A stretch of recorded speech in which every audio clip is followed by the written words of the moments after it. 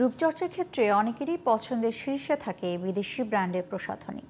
Bharat, Dubai সহ বিভিন্ন দেশের অসাধু ব্যবসায়ীদের তৈরি এসব প্রসাধনী লাগেজ পার্টির মাধ্যমে অবাধে ছড়িয়ে পড়ছে দেশের বাজারে।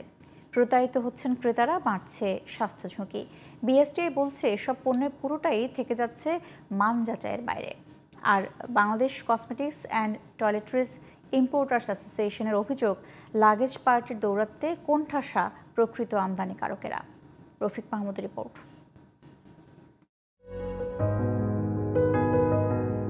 রূপচর্চার অন্যতম অনুষঙ্গ প্রসাধনী সামগ্রী। এক্ষেত্রে অনেকের পছন্দের শীর্ষে বিদেশি ব্র্যান্ডের বিভিন্ন প্রসাধনী। ঢাকা বিশ্ববিদ্যালয়ের গবেষণা তথ্য বলছে, দেশে প্রসাধনী সামগ্রীর যে চাহিদা তার প্রায় 15% পূরণ হয় আমদানি করা প্রসাধনীর মাধ্যমে। কিন্তু বিদেশি এসব প্রসাধনীর বেশিরভাগই ভেজাল, নকল আর অনুমোদনহীন। সম্প্রতি অনুষ্ঠিত এক সেমিনারে বাংলাদেশকে মানহীন বিদেশি প্রসাধনী পণ্যের ডাম্পিং স্টেশন হিসেবে উল্লেখ করেন বক্তারা। বাংলাদেশ সত্যি কি মানহীন বিদেশি প্রসাধনীর ডাম্পিং স্টেশন? এ বিষয়ে ভয়াবহ তথ্য উঠে আসে Bangladesh cosmetics and toiletries importers অ্যাসোসিয়েশনের সভাপতির বক্তব্যে। তিনি জানান, ভারত, দুবাই সহ বিভিন্ন দেশে তৈরি নকল প্রসাধনী লাগেজ পার্টির মাধ্যমে মান যাচাই ছাড়াই ঢুকছে দেশে।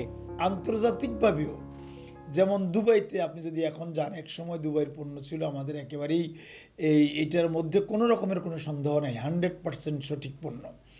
কিন্তু দুবাইতে এখন অনেক ব্যবসায়ী এই ফেক মালগুলি বিক্রি করতেছে আর ওই সমস্ত ব্যবসায়ীরা যারা এই সপ্তাহে একবার দুবার করে দুবাই যায় এবং সেখান থেকে পণ্য নিয়ে চলে আসে চিটাগাং এয়ারপোর্টের মধ্য দিয়ে, বা ঢাকা এয়ারপোর্ট এখন নিয়ন্ত্রণে আসছে, কিন্তু সিলেট, শাহজালাল বিমানবন্দর, সিলেট বিমানবন্দরের মাধ্যমে যে পণ্যগুলি চলে আসে, এগুলির ক্ষেত্রে কোনো রকমের মান নিয়ন্ত্রণের কোনো সুযোগ নেই।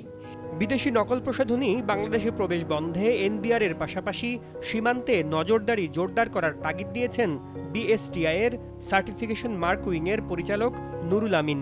এককভাবে এটা নেওয়া খুবই দুরূহ। এই ক্ষেত্রে হলো অগ্রণী ভূমিকা পালন করতে হবে কাস্টমসকে। অগ্রণী পাশাপাশি যদি ওই স্থলপথে যদি অবৈধভাবে আসে, তাহলে আমাদের এখানে বিজিবি যে আছে কর্তৃপক্ষ আছে, তারা হয়তো যদি সীমান্তে তারা কড়া নজরদারি করেন, তাহলে হয়তো সীমান্ত দিয়ে অবৈধভাবে আসতে পারে না। পোর্টে যদি সেখানে নজরদারি করা হয়, তাহলে অবৈধভাবে আসবে না। এটা কাস্টমস কর্তৃপক্ষ, পাশাপাশি বিজিবি যারা আছেন এরা, আর আমাদের কাজটা আমরা অব্যাহত রেখেছি। আমরা চাচ্ছি যাতে অবৈধ কসমেটিক দেশে না প্রবেশ করে। দেশে বছরে প্রসাধনীর মার্কেট প্রায় 50,000 কোটি টাকার। এর মধ্যে আমদানি করা হয় প্রায় 10,000 কোটি টাকার প্রসাধনী সামগ্রী। Rafiq Mahmud, GTV news, Dhaka.